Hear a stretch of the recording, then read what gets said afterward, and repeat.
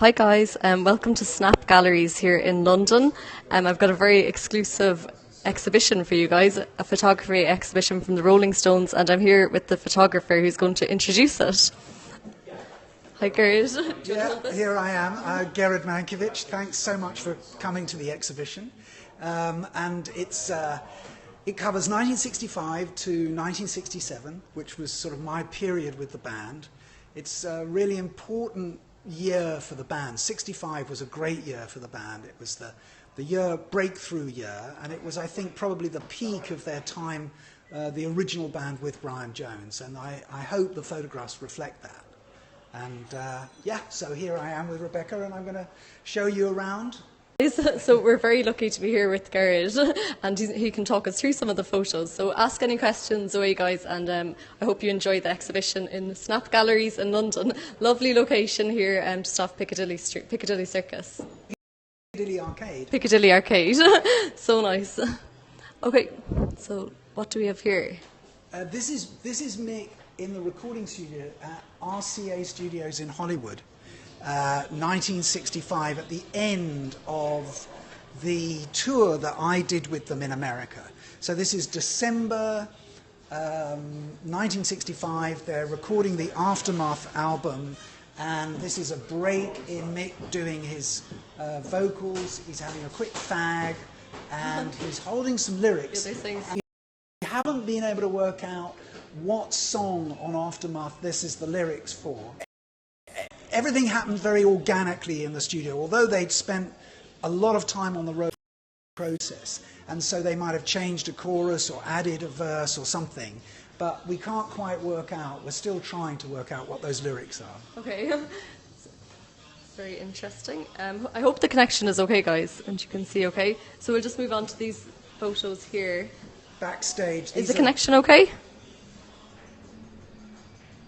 I'm not sure. Yeah, I think it's working. Okay, it's good now. So these pictures are backstage on the 65 American tour, the Backstage. And they used to play with one of the support bands, Patty Nona Hendricks, who was one of, can you see her? Yeah, she was one of them. And then she and Patty went on to form La Belle later in the 70s. But anyway, Mick's looking very pleased because he's won, and Patty told me that he didn't win very often. She was the queen of the poker scene backstage on that tour. Great. And then so where should we go now? Wherever you like. Where do you think?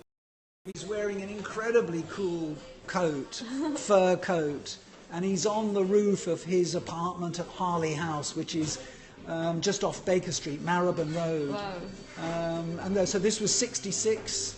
I did a series of pictures of them at home, and yeah, so this is we found this very cool coat, lovely fur coat that I think he bought in Carnaby Street, and yeah, so he was quite the dandy, and has remained so as any Stones fan knows.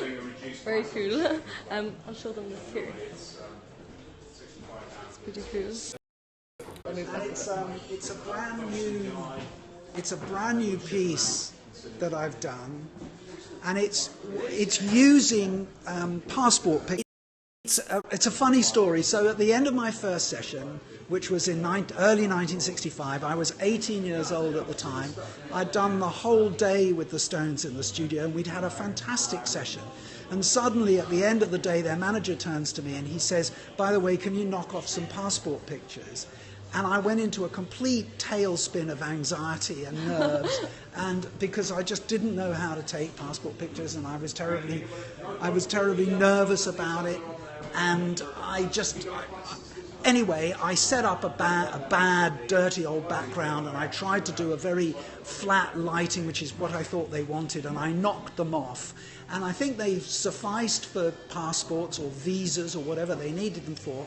But I then pretty buried cool that they used them for that. Yeah, I know, it's funny, isn't it? And then years ago I uncovered them again, and I thought that now, after 50 years, they had an innocence and a naivety and a honesty that seem to have a value again, and so I've resurrected them and I've recreated them, adding colour and shape, and created this piece, which I'm very pleased about, which we've used as the sort of. Thank you. Yeah, when you walk into the gallery, it's the first thing you see. Really. It's very vibrant. Yeah. And they're printed using a completely new process, which I've never used before, called Chromolux, which is where you print directly onto aluminium. And they're very vibrant. In fact, they're so bright that they almost look as though they're light boxes. They almost look as though they've been lit from behind.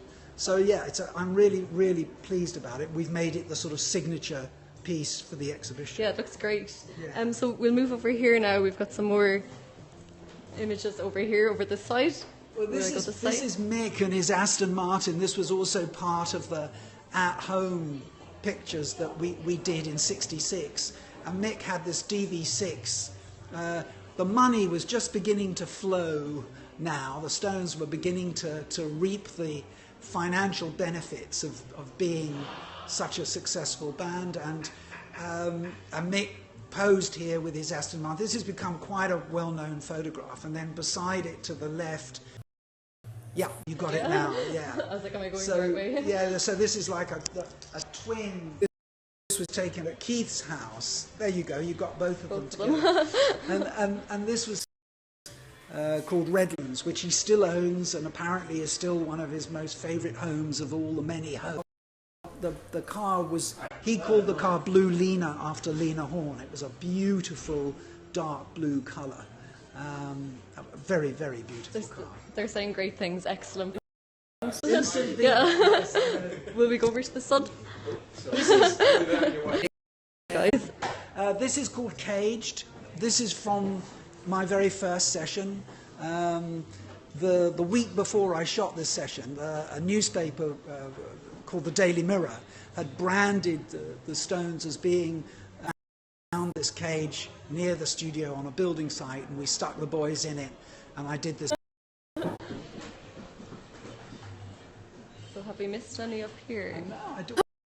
Hopefully the Wi-Fi will work down there. Yes. We'll stay up here. We'll go up here first. Okay. Clearly, it's sorry. This is Backstage at the London Palladium in 1960. The Sunday night at the London Palladium was one of the biggest variety shows on television. So it was a really important gig for anybody to do, and the Stones got asked to do it. The Stones finished the show, and at the end of every show, there was a carousel. In the show was supposed to go on the carousel and wave in a very cheesy fashion to the cameras. The Stones refused, at the last minute, refused to get onto the carousel. And it was seen as a tremendous scandal, and it made every newspaper the following day, and the Stones were never invited back to play the show. No. So the signal is in replay, so it's just going in and out a bit while we're doing it live, but the replay should be fine. Okay. Well, so we'll keep going. We'll carry on. And so this is from a black and white shot from that session, and between the buttons, the band used to record starting at about 10 or 11 in the evening and work through the night, and it looked fantastic. It just looked how I imagined the Rolling Stones should look early in the morning, and North London, where I hoped I'd get early morning light, and that then I would be able to shoot them in the early morning. And that's what I did, and I made a homemade filter using glass and Vaseline and black card to try and make a sort of druggy, trippy, weird 60s happening type thing. And it became a very successful album cover and a very successful image. And when we go downstairs, I'll be able to show you some colour pictures from the same session. Really great to hear the stories behind them, for sure. Will we go over here? That's Keith outside his home. That's part of the same session that we did with the Bentley. That's Keith at home, 1966. Okay, so guys, we're going to go downstairs and hopefully the connection will remain. So, guys, this is an exclusive look at the Rolling Stones exhibition by Gered. has a lot of photos done here too.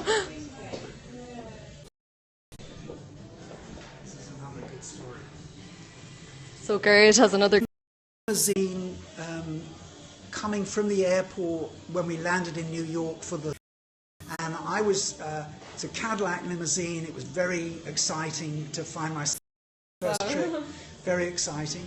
But I didn't have a lens that was wide enough. 2 pictures, one of Keith and Mick and one of Mick and Brian. And then I had the idea for this 2 Micks because it seemed to me as though... I'll just show you guys a close-up.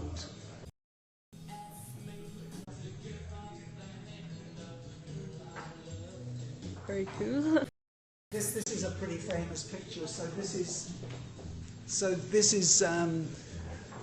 is the image that became out of our heads, the album cover out of our head that I did in '65, very early '65, probably February '65, although I don't have an exact date, and it's lost in time.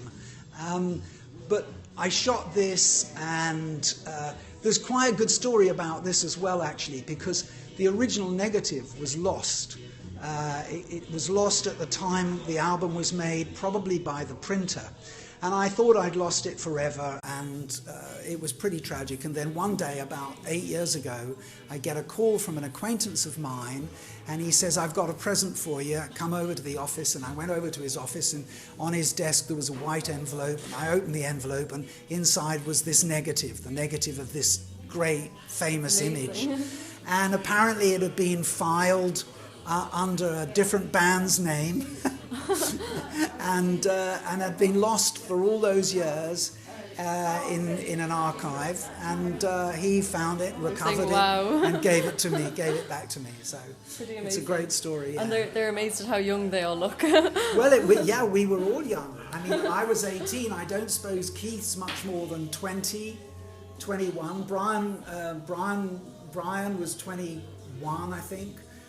Bill was always much older than all of us. I wasn't around, guys. No, Rebecca wasn't around, guys.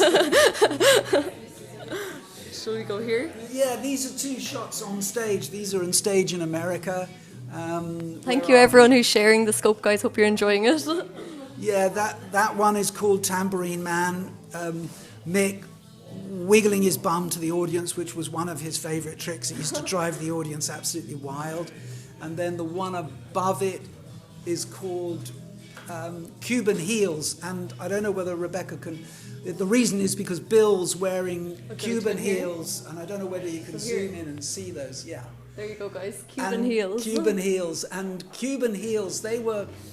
Those shoes, or those boots that he was wearing were made by one shop in London called Anello and David, and they became almost de rigueur for any rock and roller, any pop star. Jimi Hendrix had them, everybody, the Beatles had them. They were called Beatles boots, Cuban-heeled Beatles boots.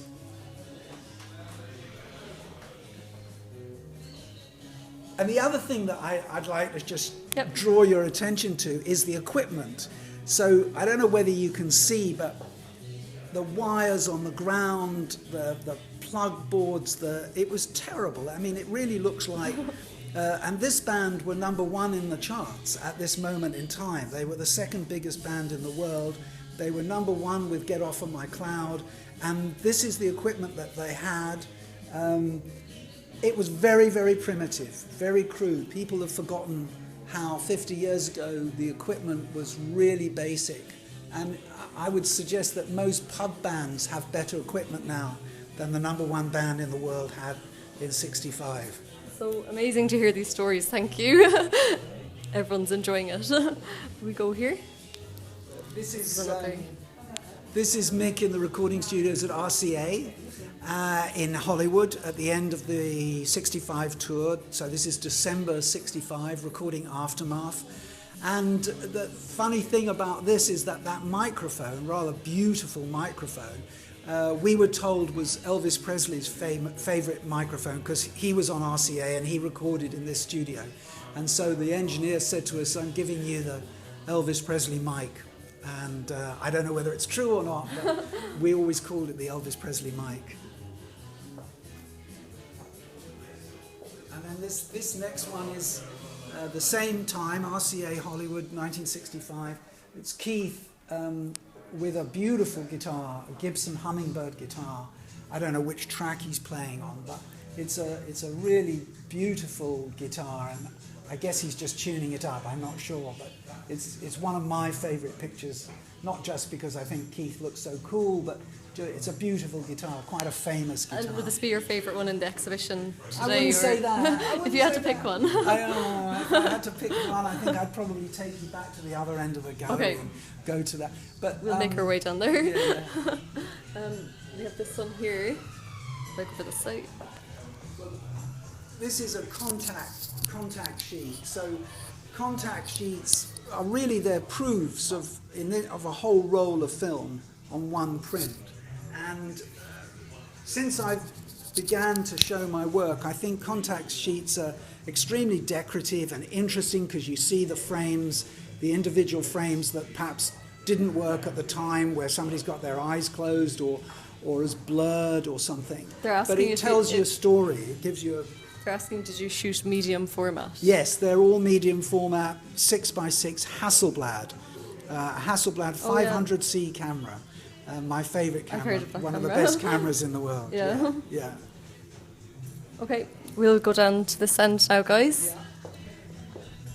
So, guys, you're in Snap Galleries if you're just joining now, and we're being talked through this Rolling Stones exhibition by the photographer Gered Markowitz. This is okay. So these are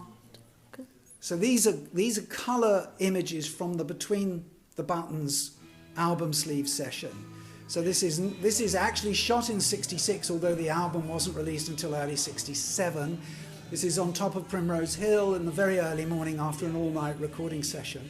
And this is a completely new interpretation of these images. So what I've done is I've taken 3 images together and I've created a contact strip of them. And although I don't know whether you get the sense of it, but this is like 6 feet tall by 2 feet wide. And I'm really proud of it, and I think if you asked me, you did ask me just now, Rebecca, what was my favourite picture. You say this one. I think this is probably my favourite picture because it's such an important session to me. It was the first album cover I shot as an album cover. It was the first time I did a shoot knowing that I was trying to create an album cover. In the past, album covers were always selected after the fact. You know, you'd shoot a session and then somebody would come along and say, I think that will make a great cover, whereas this was the first time that I set out. I want to know which album. This is Between the Buttons, which was released, Between the Buttons, which was released in 1967, but the session was taken in '66. And did you feel under more pressure knowing that it was going to be an album cover? No, to be honest with you, I didn't. I was very comfortable working with the band at the time, and they made me feel very comfortable. The only real problem, the only real pressure came from Brian, because by this time Brian was beginning to fall apart a bit. He was quite difficult to work with. He kept on turning away from the camera, kept on turning his back to the camera. And I was worried that maybe he was screwing the session up. But Andrew Oldham, who's behind me, helping the whole thing move along, he said to me, don't worry about Brian. It doesn't matter what Brian does. Anything that Brian does will just enhance and be part of the image of the band at the time. And of course, he was completely right. So if you look at the picture at the bottom of the frame, you see, although Brian's turned away and is smoking, it doesn't make any difference. The image is still strong, it's still the Rolling Stones. Charlie's yawning, but it just adds to the sort of rather non-conformist approach the band had to their image. It's really amazing. And Gered, they're asking, how did you meet the band? I met the band because I'd met in '64. I met and photographed Marianne Faithfull. And she became a friend of mine, and I photographed her at the time she was promoting As Tears Go By. And she was managed by Andrew Loog Oldham, who also managed the Stones. And I didn't meet him at first, but then he started taking an interest in the pictures I was taking of Marianne, and he liked them, and he asked me if I'd worked with the Stones or Yeah, and that was how I met the Amazing, Stones. yeah. So, yeah, very. Such great stories. So I'll just show you Gered because I want to see you. So guys, this is Gered who was talking us through the exhibition here, and they're saying thank you, Gered. Thank you. Really So exciting. really informative. First time I've ever done a live feed. So cool. I really appreciate you taking the time to talk everyone through this, and I know everyone was enjoying it. So thank you guys. I hope you enjoyed the Periscope. Thank you everyone who shared it. The exhibition is running until the end of May. It is May the 28th. Until May the 28th here in Snap Galleries in London, which is in Piccadilly Arcade. So do drop by guys if you're around here, and I'll see you guys soon. Bye everyone. Thank you guys.